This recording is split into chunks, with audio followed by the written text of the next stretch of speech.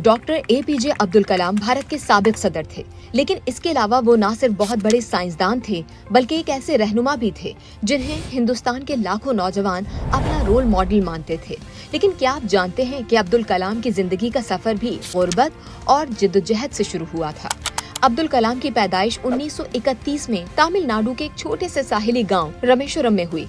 उनके वालिदैन इंतहाई गरीब थे। वालिद के पास एक कश्ती होती थी जिस पर वो मुकामी लोगों को मंदिर ले जाते थे और वहां से वापस आते थे। घर का खर्चा चलाने के लिए अब्दुल कलाम बचपन में अखबार बेचा करते थे ताकि अपनी तालीम के खर्चात पूरे कर सकें। उनके एक उस्ताद ने उन्हें एक सबक दिया जो उनकी जिंदगी का महवर बन गया। अब्दुल कलाम को उस्ताद ने कहा था कि अपने हाथ की लकीरों पर मत जाओ, क्योंकि लकीरों से ज्यादा मजबूत तुम्हारे इरादे होते हैं। ये बात अब्दुल कलाम के दिल में बैठ गई और उन्होंने अपनी मेहनत और अज़्म को सब कुछ बना लिया। लेकिन गुर्बत की वजह से उन्हें अपनी तालीम के लिए बहुत सारी कुर्बानियां देना पड़ी। उन्हें हाई स्कूल के बाद आला तालीम के लिए शहर जाना पड़ा, जहां उन्हें कई मुश्किलात का सामना करना पड़ा, लेकिन उनकी इल्म की प्यास कभी खत्म ही नहीं हुई। अब्दुल कलाम ने अपनी मेहनत और जहानत से एरोनॉटिकल इंजीनियरिंग की डिग्री हासिल की, लेकिन एक ऐसा वक्त भी आया जब उन्हें फीस अदा करने में मुश्किलात का सामना करना पड़ा, तो उनकी बहन ने अपने सोने की चूड़ियां बेचकर उनकी मदद की।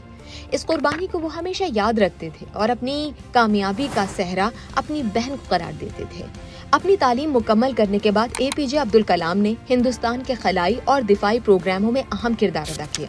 उनकी क़यादत में हिंदुस्तान ने बैलिस्टिक मिसाइल टेक्नोलॉजी में अहम कामयाबी हासिल की। उनकी इन्हीं कोशिशों की वजह से उन्हें मिसाइल मैन का खिताब दिया गया। डॉक्टर एपीजे अब्दुल कलाम का सबसे बड़ा कारनामा हिंदुस्तान को एक एटमी ताकत बनाना था। साल 2002 में अब्दुल कलाम भारत के 11वें सदर बने। उनका सदारती दौर भी उनकी सादगी, आजिज़ी और इल्म से सरशार था। वो मुल्क के नौजवानों के लिए एक रोल मॉडल थे।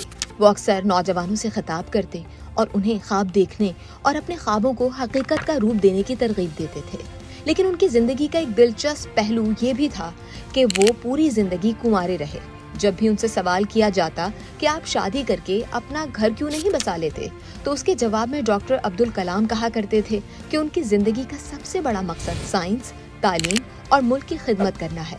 वो अपना वक्त और तवानाई मुकम्मल तौर पर इसी में लगाना चाहते हैं। भारत के साबिक सदर और साइंसदान डॉक्टर एपीजे अब्दुल कलाम का मानना था कि अगर वो शादी करते तो खानदान और जाती जिम्मेदारियां उनकी जिंदगी के सबसे बड़े मिशन में रुकावट बन सकती थी। डॉक्टर एपीजे अब्दुल कलाम का 27 जुलाई 2015 को दिल का दौरा पड़ने की वजह से 84 बरस की उम्र में इंतकाल हुआ।